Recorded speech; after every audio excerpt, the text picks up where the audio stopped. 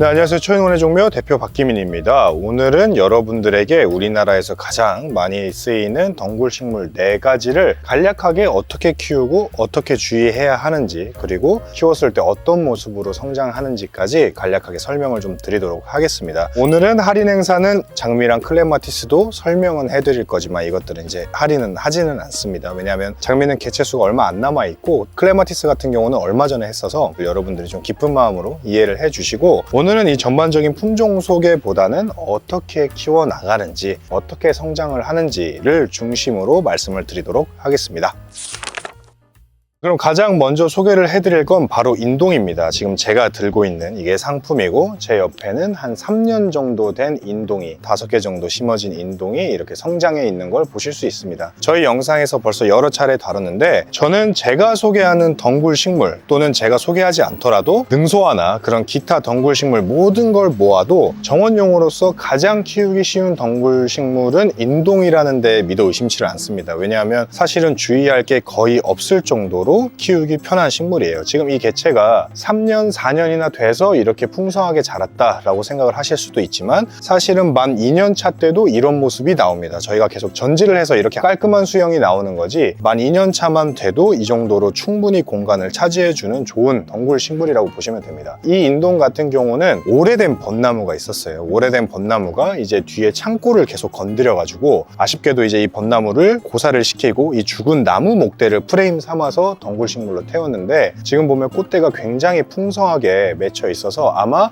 곧 있으면 아주 빽빽한 인동꽃을 보지 않을까, 이렇게 예상이 됩니다. 이 인동 같은 경우는 저희가 취급하는 상품 경우에 2가지 계열로 크게 나눠져 있습니다. 하나는 일본 인동이라고 해서 꽃은 좀 작고 색깔은 흰색 또는 연노랑색을 가지고 있지만 개화량이 아주 풍부하고 그리고 향기를 물씬 느낄 수 있는 그런 인동이 있고, 지금 제가 이렇게 들고 있는 것처럼 꽃이 좀 크고 꽃 밑에 이렇게 잎이 완전 원형으로 이렇게 받침처럼 생깁니다. 이런 계열들은 노란색, 빨간색, 분홍색 등 다양한 꽃의 컬러와 그리고 큰 화형을 가지고 있지만, 개화량은 일본 인동보다는 조금 적고 그리고 향기도 좀 희미한 그런 특징을 가지고 있습니다. 그래서 저는 권하는 게, 이런 경우에 할리아나 같이 일본 인동 같이 좀 풍성하게 꽃을 피우고 향기도 늘 수 있는 거를 베이스로 심고, 그 다음에 이렇게 컬러로 포인트 해줄 수 있는 것들을 같이 심어주면 이런 식으로 한 대로 어우러질 수 있게끔 이렇게 꽃을 피웁니다. 이를테면 지금 이렇게 보시면 이렇게 위에서 꽃대가 잡히고 있는 것들은 다 일본 인동 계열이라고 보시면 되고, 이렇게 초록색 접시 위에 꽃대가 이렇게 물리는 것처럼 형성된 것들이 일반적인 이 인동 계열들이거든요. 특정한 계열이라고 설명드리긴 좀 어려워요. 왜냐하면 다 교잡종이니까. 그런데 이렇게 색깔 포인트를 하나씩 넣어주고 풍부한 개화량을 베이스로 해주면 훨씬 더 예쁘고 다채로운 인동을 보실 수 있습니다. 키우는 난이도에서 딱히 주의하라고 말씀을 드릴 게 별로 없어요. 한 2가지 정도만 꼽을 수 있는데, 성장세가 워낙 왕성합니다. 이만한 상태의 상품을 심어서 만 2년이면 이렇게 왕성이 커지는 만큼 성장세가 엄청나기 때문에 수시로 이렇게 꽃을 잘라주는 역할을, 다듬어주는 역할을 해야 이렇게 구형으로 예쁜 모습의 인동이 나오게 되는데, 가을에 자르게 되면 이듬해 개화량이 굉장히 적습니다. 왜냐하면 인동 같은 경우는 전년지에서 개화를 하는 양이 훨씬 많기 때문에 꽃이 진 직후에 잘라주셔야지 늦가을에 목대가 잘 보일 때, 그때가 아무래도 전지하기가 편하다 보니까 그때 전제하시게 되면 이듬해에는 신년지에만 개화를 하게 되고, 신년지의 개화량은 전년지의 개화량보다 훨씬 적기 때문에 꽃을 좀 풍성하게 볼 수는 없습니다. 그래서 꼭 너무 뒤엉킨 수영을 풀어줘야 한다면, 그런 목적의 전지라면 당연히 가을, 겨울에 해주면 좋겠지만, 기본적으로 꽃을 많이 보기 위해서는 꽃이 진 후에 전지를 하는 것이 좋다, 이렇게 이해하시면 좋고, 상대적으로 반그늘에서는 훨씬 성장세가 적은 편입니다. 이 나무 뒤편은 반그늘이고 거기도 인동이 심어져 있는데, 지금이야 한 3, 4년 정도 돼서 어느 정도 밸런스가 맞춰졌지만 계속 전지를 하고 다듬어 나가면서, 초반에는 성장세가 눈에 띄게 적었기 때문에 확실히 양지에서 제대로 된 역할을 발휘를 해줄 수 있는 그런 식물입니다. 그래서 이 인동 같은 경우는 제가 초보자분들에게 정말 적극적으로 권하는 덩굴 식물 중에 하나입니다. 아주 예뻐요. 예쁘고, 또 하나는 대부분의 덩굴 식물이 최상단에만 꽃을 피웁니다. 넝쿨장미가 됐든 클레마티스가 됐든 어느 정도 키가 나오고 이 가지를 잘 유인하지 않으면 하단부는 비어 보이고 상단부에서만 꽃이 피는 현상이 있는데, 이 인동은 하단부에서도 꽃을 잘 피워주는 편이라서 여러모로 초보자에게 덩굴식물로서 가장 추천할 수 있는 게 바로 이 인동이라고 보시면 되겠습니다.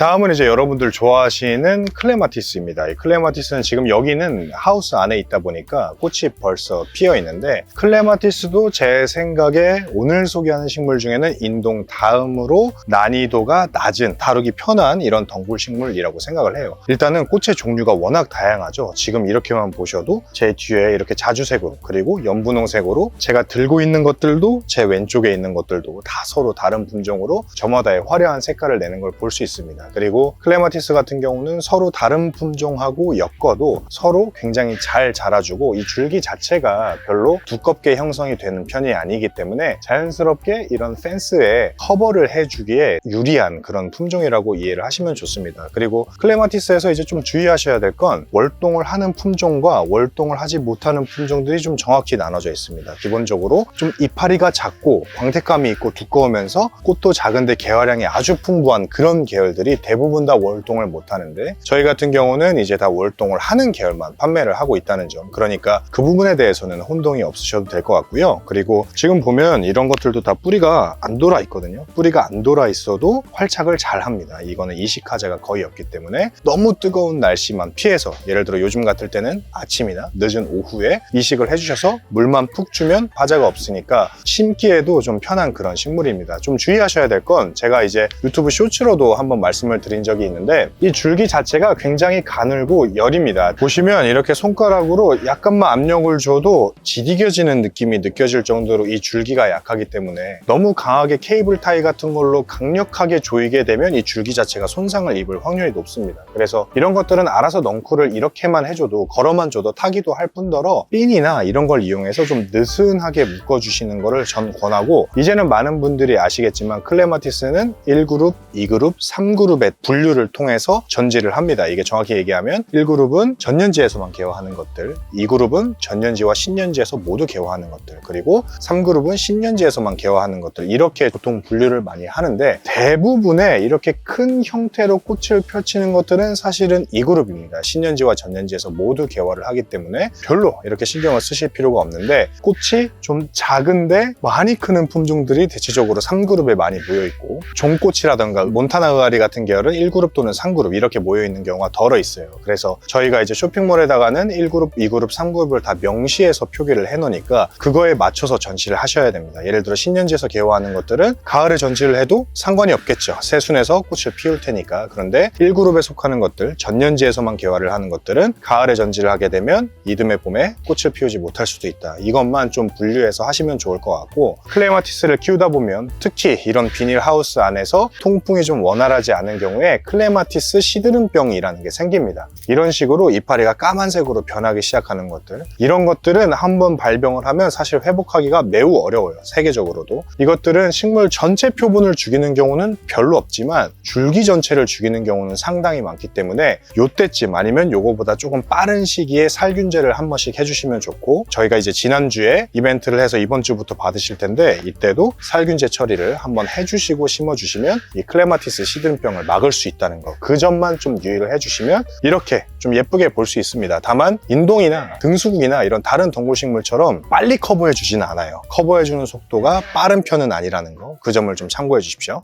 다음으로 소개할 건 등나무입니다. 나무를 잘 모르시는 분들도 등나무는 알 수밖에 없죠. 왜냐하면 도시 곳곳에 도처에 굉장히 많이 심어져 있고, 또 굉장히 잘 연출된 등나무 정원들도 많아서, 예를 들어 저 같은 경우에는 이제 초등학교 때 야외 교실이 등나무로 돼 있었어요. 지붕이. 그럴 정도로 굉장히 옛날부터 활용이 되는 대표적인 정원 소재 중 하나인데, 의외로 잘 알려진 바가 없고 키우는 거에 대해서 어려움도 많은 그런 등나무입니다. 지금 제 기준으로 왼쪽에는 이제 라고 해서 흰 꽃이 있고, 그리고 이제 오른쪽에는 일반적인 계열의 보라색 꽃 등나무가 있습니다. 원래 등나무 같은 경우는 보라색이 디폴트라고 생각을 하시면 좋고, 흰색이나 또는 이제 분홍색이 있는 그런 등나무 계열들도 좀 있는 편이죠. 이 등나무 같은 경우는 기본적으로 큰 공간을 필요로 합니다. 내가 제대로 꽃을 좀 느낄 수 있으려면 굉장히 넓게 공간을 산정을 해야 되는, 클레마티스랑은 아주 대척점에 있는 그런 나무라고 볼 수 있죠. 이 줄기도 굉장히 두꺼워야 되고, 다만 다만 이제 정원일에 좀 익숙하신 분들은 이렇게 화분에서 약간은 분재 형태처럼 하나의 작품처럼 조형을 해서 이런 식으로 만들 수도 있습니다. 그래서 생각보다 등나무를 활용할 수 있는 방법은 많다. 특히 요즘은 이 수영이 가지고 있는 또는 줄기가 가지고 있는 이 곡선을 굉장히 중시하기 때문에 그런 면에서 앞으로는 이 등나무를 좀 이렇게 작품으로서 조형을 해서 키우시는 분들이 많아질 거라고 예상을 하고 있고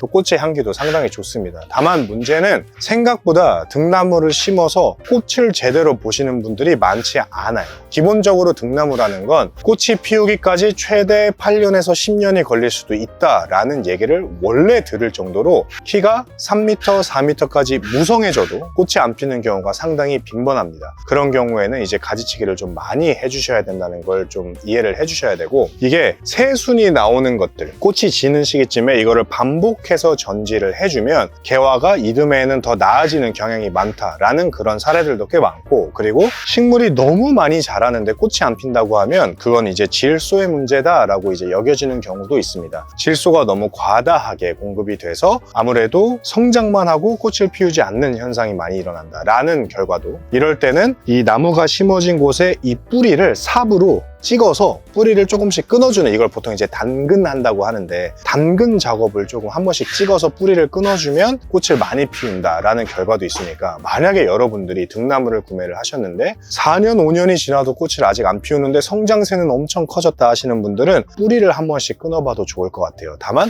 올해는 늦었고 내년 초에 한 3월에서 4월 초에 한 번씩 끊어보시면 꽃을 피울 가능성이 높아질 거다. 이렇게 예상을 하시면 좋습니다. 그리고 또 하나는 저희는 이제 품종이 있는 등나무를 판매를 하다 보니까 접목이 돼 있어요. 나무가 접목을 해서 판매를 하는데 이 지상부가 죽고 뿌리 역할을 해주는 데서 줄기가 나오고 있는 건 아닌지를 한 번 더 체크를 하시는 게 굉장히 중요합니다. 이런 것들 좀 까다로운 조건을 가지고 있어서 키우는 난이도 자체가 어렵다고 생각은 안 합니다. 왜냐하면 잘 죽지도 않고 성장세도 굉장히 빠른 편인데 이 꽃을 피우는 시기가 상당히 불투명하다 보니까 그건 저희한테도 마찬가지거든요. 그렇다 보니까 그런 면에서는 좀 난이도가 있는 나무라고 볼 수 있겠네요. 대신에 이렇게 조형을 해도 덩굴식물로서도 좋은 향과 풍부한 꽃을 볼 수 있기 때문에 단순히 꽃이 늦게 핀다고 해서 포기하기엔 또 아쉬운 수종이기도 하니까 제가 말씀드렸던 단근을 한다거나 아니면 꽃이 질 때쯤 이 줄기를 계속 전지를 해준다거나 이런 작업들로 좀 더 많은 개화를 한번 시도해 보시는 것도 좋은 방법이다 이렇게 생각이 됩니다.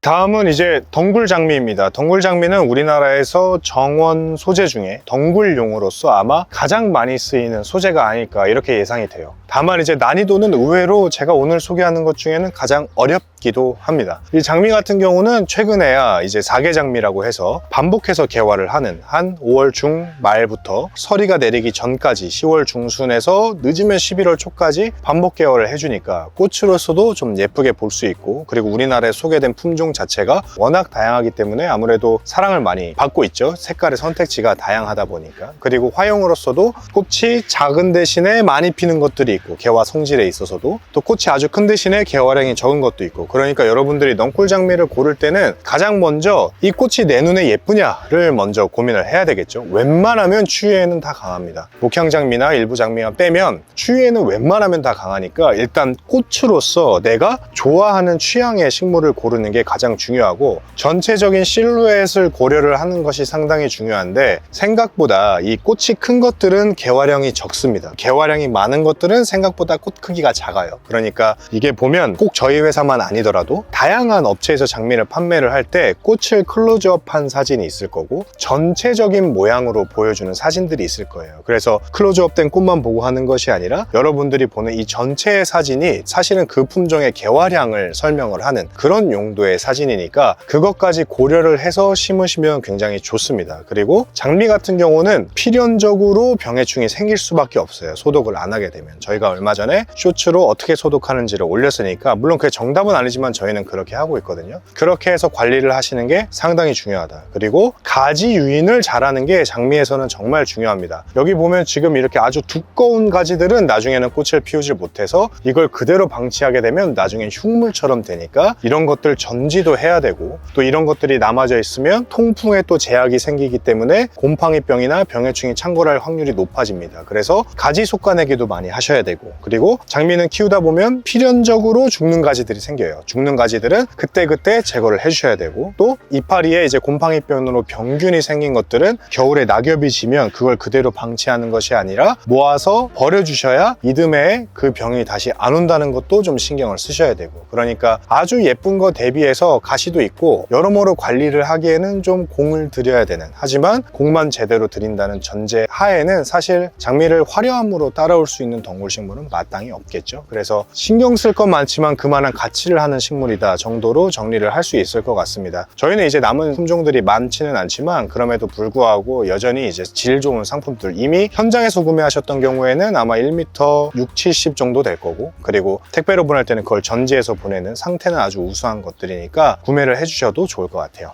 원래는 이렇게 4가지만 다루려고 하다가 바로 옆에 이제 이렇게 등수국으로 또 넝쿨을 태운 게 있어서 이것까지 설명을 드리려고 해요. 왜냐하면 저희가 지난주에 아마 등수국 다뤘을 텐데 등수국도 생각보다 많은 분들이 또 궁금해 하시고 구매를 하시기도 했습니다. 지금 이거 같은 경우는 세력이 아주 약해진 이 주목을 프레임으로 등수국을 심어놨습니다. 한 2개 정도 심어놨고 올해로 연차수로 한 3년 정도 된 것 같네요. 이미 주목은 거의 눈에 안 띌 정도로 많이 성장을 해 있고 꽃대도 아주 풍성하게 달려있는 걸 보실 수 있습니다. 이 등수국 같은 경우는 지금 보시는 이 느낌이 마음에 들어야 심으시는 거라고 생각해요. 그러니까 등수국이 물론 여기서 하얀 꽃을 피우기는 하지만 일반적인 원예수국, 흔히 마크로필라라고 하는 수국이나 목수국처럼 빵빵하게 꽃을 피우는 게 아니라 산수국처럼 듬성듬성하게 레이스겹 형태로 꽃을 피우기 때문에 이 꽃이 주는 그 인상이 아주 강한 편은 아닙니다. 그러니까 이걸로 흰색으로 뭐 뒤덮는다거나 이런 역할을 하지는 못해요.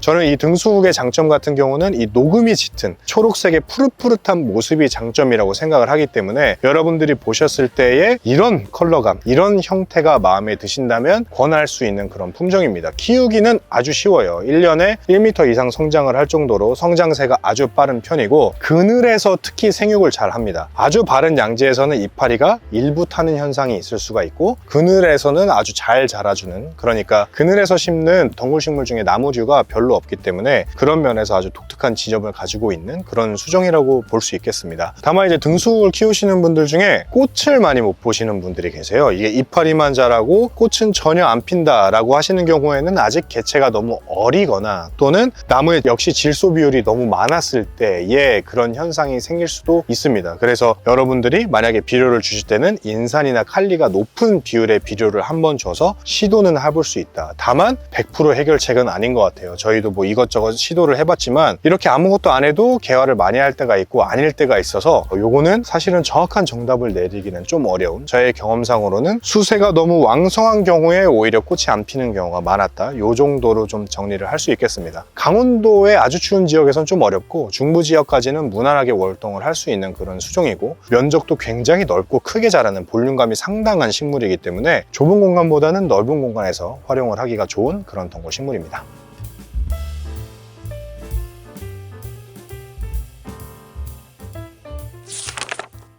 네, 이렇게 해서 오늘은 덩굴 식물들에서 제가 권해드릴 수 있을 만한 수종들을 한 5가지, 원래는 4가지 하려고 했는데 5가지 정도를 소개를 해드렸습니다. 품종 소개보다는 저희가 좀 큰 것들이 있다 보니까 큰 것들이 이런 느낌이구나 라는 걸 좀 알려드리고 싶었고, 특히 클레마티스나 장미 같은 경우는 이 꽃이 워낙 강조가 되어 있는 그런 식물군이다 보니까 굳이 이런 성체를 보여드리지 않아도 여러분들이 그냥 쉽게 구매를 하시고 결심을 하시는 것 같은데, 이 등수국이나 인동은 꽃 자체가 가지고 있는 그 메리트가 사진상으로는 잘 안 느껴지다 보니까 제가 이 성체로 되었을 때의 그 식물들의 우수함을 꼭 설명을 드리고 싶어서 이렇게 직접 현장에서 정원에서 촬영을 하게 되었습니다. 여러분들에게도 도움이 되었으면 좋겠고요. 이상으로 영상 마치겠습니다. 고맙습니다.